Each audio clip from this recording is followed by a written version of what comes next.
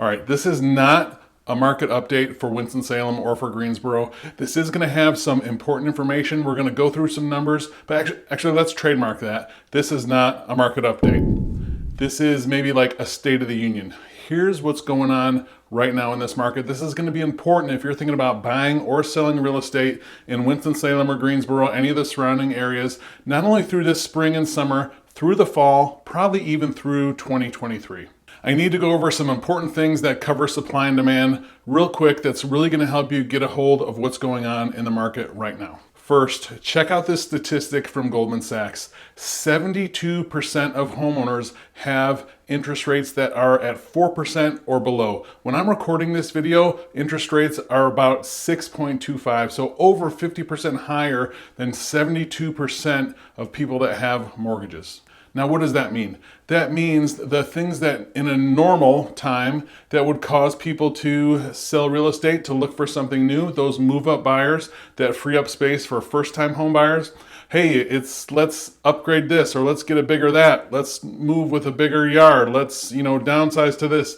If they are paying an interest rate that is at least 50% lower than what they can get today, there's going to be a portion of those people that are just flat out not going to sell.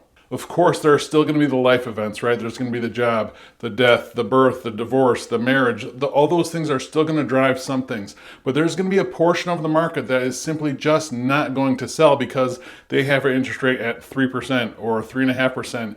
And the delta for them to move to a over 6% mortgage rate is just not going to make sense for them to sell right now. That means there is going to be a portion of a market that in a typical time is just not going to be here. It's not going to be available. That's going to put a squeeze on already tight inventory as we move through the rest of, like I said, this summer, through the fall, probably even the rest of the year, but for summer and fall, almost certainly. So there's going to be a gap in the supply that we desperately need right now, because right now we're at less than 50% of what we need to be as far as supply for a balanced market. So these are homes that are not going to come on the market. And people aren't talking about this enough, which is why I want to bring it to your attention so you can just kind of understand whether you're buying or selling.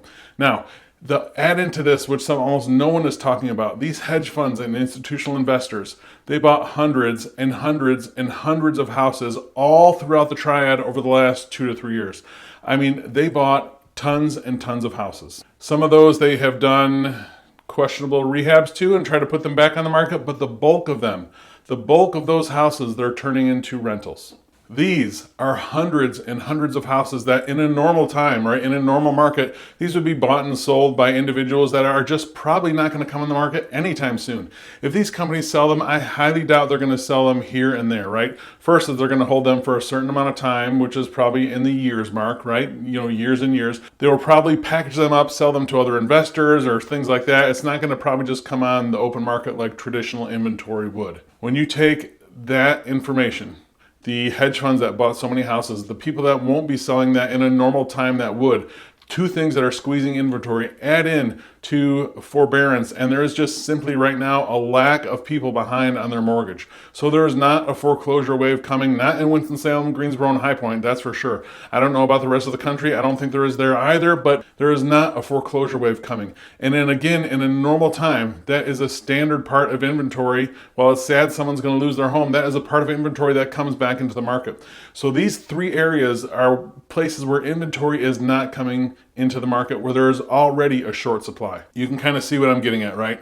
Inventory is going to be tight for quite some time. However, mortgage rates more than doubling over the last year took a huge swath of buyers out of the market. So, okay, that did some of what it was supposed to, but in most cases, there are still more buyers than available homes.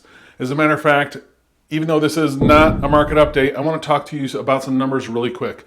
The days on market took a deep plunge this last month. It went from 13 days down to 8. We haven't seen a drop that big in well over a year where the days on market accelerated that quickly. That shows you a little bit of the velocity of the market. While the average list to sales price ratio stayed at 100%, our average sales price jumped again, which is kind of normal for seasonality. But the thing to pay attention to is the velocity of the market. The days on market really going from 13 to 8 days is a big number. That was a big jump. Add into that, new listings are over 25% lower than they were this same time last year. There are fewer homes coming in the market with fewer homes coming in the future. What does that mean? Fewer sales. About this time last year, there was a little over 2,100 sales that happened in the entire triad. This month, there was about 1,650, so a significant drop in total closed sales, which is to be expected with fewer homes on the market. So higher rates taking out some buyers, fewer listings. Now, while some of those things will cancel out, what it has done is it really has put high demand on the homes that many people want. If it's in one of the populated neighborhoods or a popular suburb, or it's move-in ready, or it's priced really well, or if it's under $450,000. I mean, all these things are key factors that the bulk of buyers that can withstand that big interest rate jump are looking for. They can be a little bit picky. So when they see these houses, they tend to move on them really quickly and really aggressively. As a matter of fact, the last couple of weeks, and this is just anecdotal, but I've seen something I haven't seen in a long time, just keeping an eye out for clients that are looking for homes when they're in the coming soon status. I saw more than one house get purchased during coming soon without even having a showing. I haven't seen that since the really crazy times of last summer. What does all this mean? So what does this mean if you're looking to buy or sell real estate this spring, summer, and fall of 2023? And first, let me say, I am out here with you. I'm looking for a house right now for myself. I'm looking at these rates and these prices. So not to sound like a politician here, but I feel your pain. It's a tough time to buy. Be prepared to put your best foot forward. If you see that house, if you're holding out for something really, really specific, you have to be ready to be aggressive with your offers. Now, on the other hand, I actually have 4 transactions going on right now for clients. 2 of them are new construction, and that's a great place to look if you have a flexible timeline. You don't want to get into all this multiple offer, but you want a new, modern, updated house. Take a look at new construction. Building is starting to pick up just a little bit. That could be a great option for you. Another one was in a multiple offer situation. The client made a great offer, and the 4th one was not multiple offers. So that's the 4 that I have going on right now. Now, I will say I have a couple other clients right now. They're looking that are able to go a little outside the box. This is another place where there's some opportunity for you.